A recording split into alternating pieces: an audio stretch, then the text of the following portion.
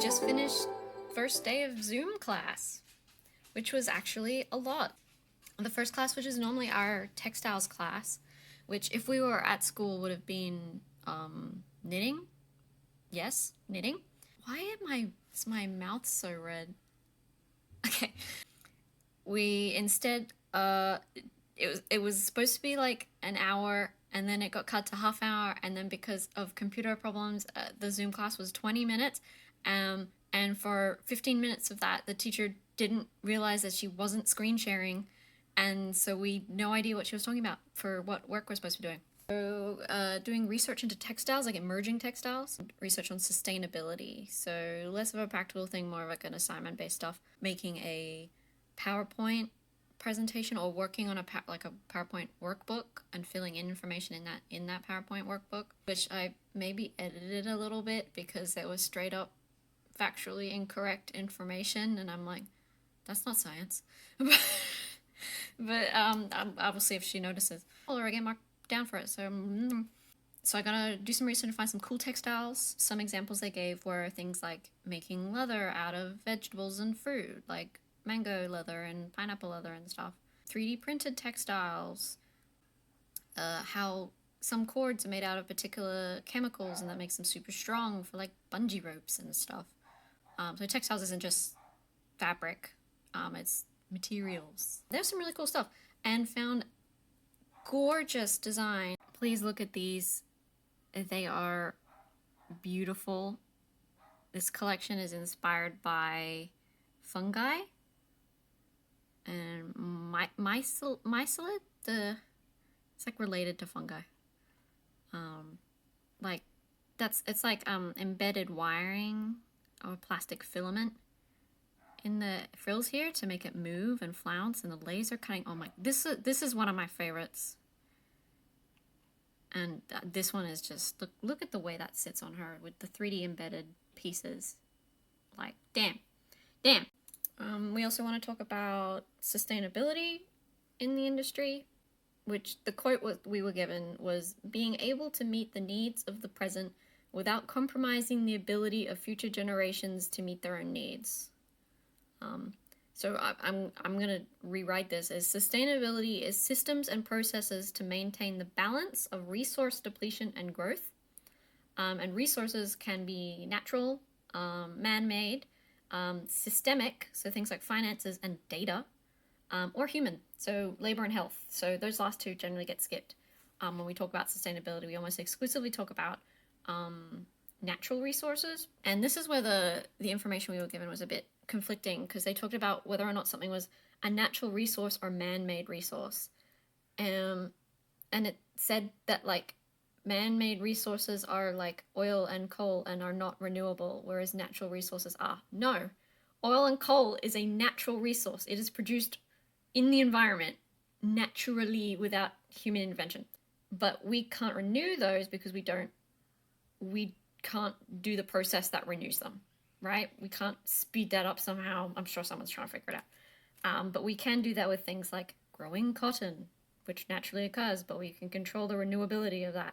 So some natural resources are renewable while others aren't. An artificial resource is like made in a lab from like chemicals and stuff.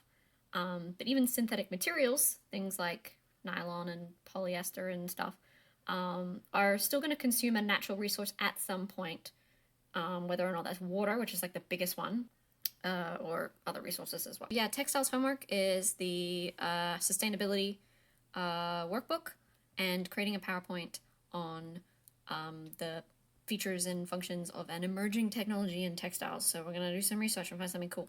But that's a lot. So like the teacher kind of implied we can just get this done in 2 days. I'm like, I have other classes. I have another Zoom class tomorrow. Like if we had all this stuff last week in lockdown, then we would have that week and this week to get it done. Because we're at home and you can't really, well, I can't be productive at home. There's video games in front of me and like other stupid shit to distract myself. I'm very good at distracting myself. Design class was like a proper 2-hour class. So we're doing color theory and color wheels, and this is my attempt at making, oh my, they're hideous. I don't think these pencils blend very well, so there's like my normal pencils, and then these were some ones that apparently they're like watercolor pencils, but I don't know the techniques of getting something even, so I might do this again and like paint. But we have to just use 3 colors, right, to do the traditional way of making a color wheel. Sorry I look so scuffed. Also, this is definitely not the same shirt I was wearing yesterday. I have a lot of stuff on color theory, and I added in extra stuff because there's 2 ways to approach color, like the art way and the science way, but they don't need to be mutually exclusive. When we're talking about color in art in terms of warm colors versus cool colors, like reds and oranges are warm colors, blues are cool colors. We can still refer to that in terms of temperature.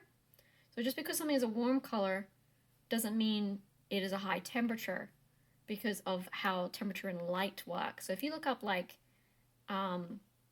light temperatures, you'll see light bulbs described as warm to cool, and essentially means like it's like I want to say it's a measure of their luminescence, but it might be something else. It's like how like intense the light is. So a candle is like a warm color, you know, it's like it's reds and oranges and stuff, but it has a low Kelvin rating in terms of the light intensity, whereas the sky is a lot of light, really high Kelvin intensity, and it's blue. So high blue, cool, right? It's a cool color. So you can mix the two worlds there. But like when you're looking at a garment, the first thing you usually will note, unless you're unfortunate enough to be colorblind, is the color of the thing, and that's going to have a lot of psychological effects. So affecting your mood, appetite. You know how they say red makes you hungry. Your compulsions, so whether or not you want to buy the damn thing or feel something else, and your perception of the garment and the wearer. All of these things are affected by association and culture. So we could say that red is a bold color, or culturally it could be considered lucky. We tend to use yellow as like a sunny, happy, sweet color, but could also be like rich as well. Like it depends on the associations made and the culture that it's being made in. Hue, value, and intensity. So if you have a color, like a color is red, right? As you increase the light or darkness of it, you're changing its value. So if you're adding white to it, increasing the lightness, you're adding tint, you're tinting it higher. So we could say red and white is pink. So pink is a tint of red, whereas like a magenta or maroon color is like a darker red, so it's a darker shade of red.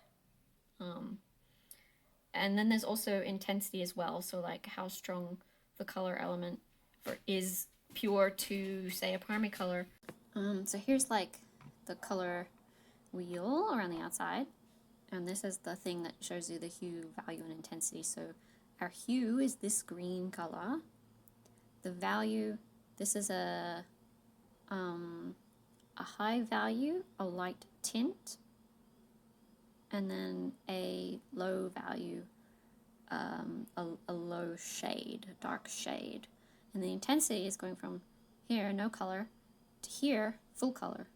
And here's the color theory thing. So a color is complementary with its opposite color on the wheel.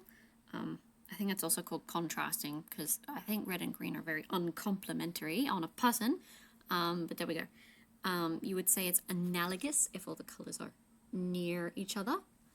You would say it's monochromatic if it's all just like one color, so all just purples, or all just blacks and grays, like one section. Triadic is like opposite, so these are all complementary. These are all secondary colors, but they could also be primary colors if the triadic pattern is equilateral like that, but it might not be. It might be like this one. And then obviously you can like do different like patterns along the way like that. In CAD, we're looking at different types of collars. This is a boat neck collar and sleeve type. So this is a split sew-in sleeve. There's like a top layer and a bottom layer, but they all both join at this shoulder seam. Or this is like, you know, like a normal collar with like a I forgot what these are called, like the panel section for buttons. That has a name. And looking at techniques for drawing collars and sleeves, so it's really hard to see. But like this little trick here, where that line moves just past the neckline, sort of gives the illusion of like it's curved, like it's sitting on the body, it's not like attached to the skin. And then on this one, how it like the button panel kind of folds in and on itself as it's, because it's open like that. If you've ever worn a shirt and it feels weird to button up, how some shirts button up left to right and some shirts button up right to left, a lot of people already know that historically that's because women would have, rich women that had nice fancy button-up shirts would have like a handmade like button up the shirt for them. So for the handmade buttoning up a shirt, it would be the same as if they were buttoning up a shirt like on their body as a man, like it's all right to left consistently. But I don't think it's really relevant nowadays, obviously, since, well, like people just clothe themselves. So, but that might be why it would feel weird to button up a shirt sometimes, because it buttons up the other way. Anyway, tons of homework. The color wheels, value ladders, drawing some collar and sleeve designs, the research for textiles and the PowerPoint, and the drawing class as well. So like it's a lot of homework. But I guess they're also trying to catch us up because we've missed a week. So it's partly week 4, partly week 5 stuff. There's going to be time to catch up in class anyway, but I want to get as much of it done as possible. And if I get done early, hopefully we can get a stream in this week, but I guess when you watch this, you'll find out if I did or not. Yeah, that's it for today. See you tomorrow. What did I do? Okay. Yesterday, I didn't end up recording what I did. Like just did schoolwork like all day and then went straight to work, and then it was like 10 p.m. and then I'm just like, video game time. But since Thursdays are normally the practical sewing class, obviously we couldn't do that. So instead we just looked at like workplace health and safety requirements and processes in the sewing space. And I only learned yesterday that, or only noticed that the color of like a warning sign or a health and safety sign is actually relevant to what category of sign it is. So like red ones are like, do not do this. Yellow ones are like warning, like, like trip hazards and stuff. Green ones are like emergency or emergency safety. So, like exit signs and like eye wash stations for chemicals and things. And then blue ones are like mandatory. So usually things like PPE, like wearing closed shoes or a helmet or something like that. Just identifying hazards in the sewing workplace and methods to deal with them, and like a hierarchy of, they call it like a hierarchy of control. So different ways you can respond to a hazard based on how effective they are. So obviously the most effective thing is just like remove it, remove the hazard. So like an oil spill or something, you would mop up the oil spill. Then next is like substitution or replacing the hazard with a more manageable one apparently. So put cloth on oil, leave it on the ground, I guess. Then there's stuff like changing people's behavior. So that would be just reroute people around the oil spill, I guess. And the last one is PPE. So the least effective at dealing with the hazard, because it doesn't deal with the hazard, it like prevents the hazard from affecting you.